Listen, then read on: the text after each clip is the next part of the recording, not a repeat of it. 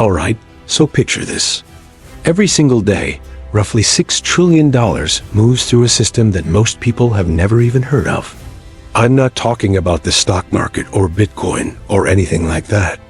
I'm talking about something way deeper, something that literally keeps the entire global economy from collapsing overnight. And here's the wild part. It all happens behind closed doors with almost zero public oversight. According to the Bank for International Settlements, this system processes more money in 3 days than the entire US economy produces in a year. Yeah, let that sink in. If this thing broke down for even 24 hours, your credit cards wouldn't work, gas stations couldn't sell fuel, and grocery stores would run out of food within days. But nobody talks about it. So before we dive in, hit that subscribe button, because what I am about to show you is stuff they definitely do and teach in school. And this community is all about uncovering the real mechanisms that run our world. You know what's crazy? Right now, while you're watching this video, there's a bank account that doesn't belong to any person or company. It's moving billions of dollars between countries. And technically, it doesn't even exist on paper. I'm dead serious. This isn't some conspiracy theory. This is the actual backbone of international banking. And according to the Federal Reserve, it's called the correspondent banking system. Here's the thing though. Most people think money just magically appears when they swipe their card abroad or when companies do international business. Wrong. There's this massive hidden network of banks that act as middlemen, and they're making absolute bank on every transaction. We're talking about a system so complex that even most bankers don't fully understand it. And the craziest part? It was designed that way on purpose, because complexity means profit, and profit means power. So let me paint you a picture of how deep this rabbit hole goes. When you send money internationally, let's say to a friend in Europe, that money doesn't just hop on a plane and fly over there. According to the World Bank, it typically passes through at least 3 to 5 different banks before it reaches its destination, and each one takes a cut. But here's where it gets really sketchy. These banks are using something called Nostro and Vostro accounts, which are basically secret ledgers they keep with each other. Think of it like an exclusive club where banks owe each other IOUs, except these IOUs are worth trillions. The Bank for International Settlements reported that these correspondent banking relationships dropped by about 20% between 2011 and 2020, meaning fewer banks control more of the flow. So who's really calling the shots here? And why are they making it harder for smaller banks to get in? The answer is going to blow your mind. Now here's why this matters to you right now today, in 2024.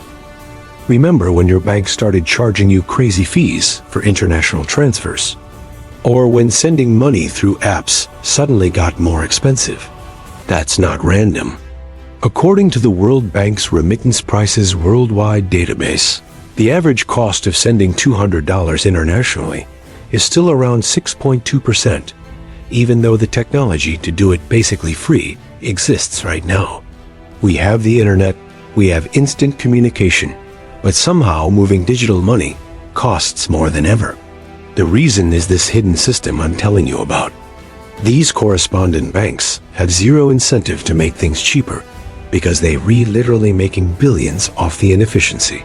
JP Morgan Chase alone processed over $5 trillion in correspondent banking transactions in a single year, according to their own financial reports.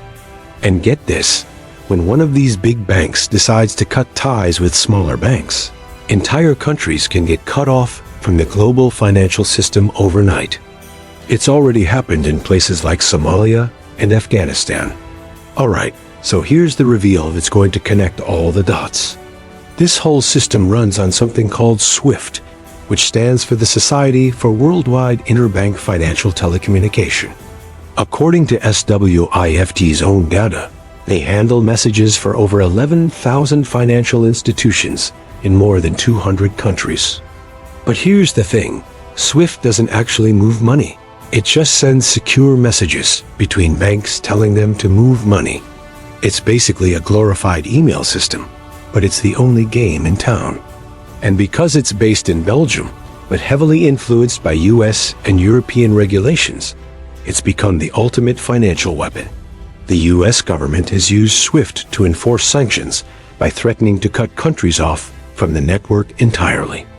Iran got cut off in 2012, and according to the Congressional Research Service, it cost their economy over $17 billion in lost oil revenue.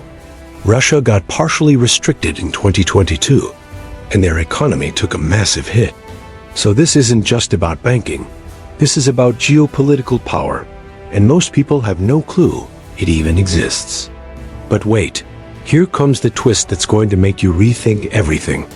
All of this entire massive system, is actually starting to crack. According to reports from the Federal Reserve, other countries are actively building alternatives to SWIFT because they're tired of the US having a kill switch on their economies. China launched something called CIPS, the Cross-Border Interbank Payment System, and Russia created SPFS. India and other countries are exploring direct bilateral payment systems that completely bypass the Western banking infrastructure. And here's what keeps me up at night. When this system fragments, when we don't have one universal way to move money anymore, things could get really messy, really fast. We're talking about the potential for economic blocs that can't trade with each other, like a new financial Cold War. The scariest part? Your savings, your retirement accounts, your ability to do business. All of it depends on these banks and systems continuing to work together. What happens when they don't? What happens when the hidden system that's been holding everything together for 50 years just stops working? So here's the million-dollar question, literally. If this system is already starting to break down, if countries are building their own alternatives, and the whole thing is becoming fragmented, what does that mean for your money? According to economists at the International Monetary Fund, we could be heading toward a world where your dollars don't work in certain countries, where international trade slows to a crawl, and where your investments lose value overnight because the banks that connect everything together can't agree anymore. Some experts think cryptocurrency could fill this gap. Others think central bank digital currencies are the answer, but nobody really knows for sure.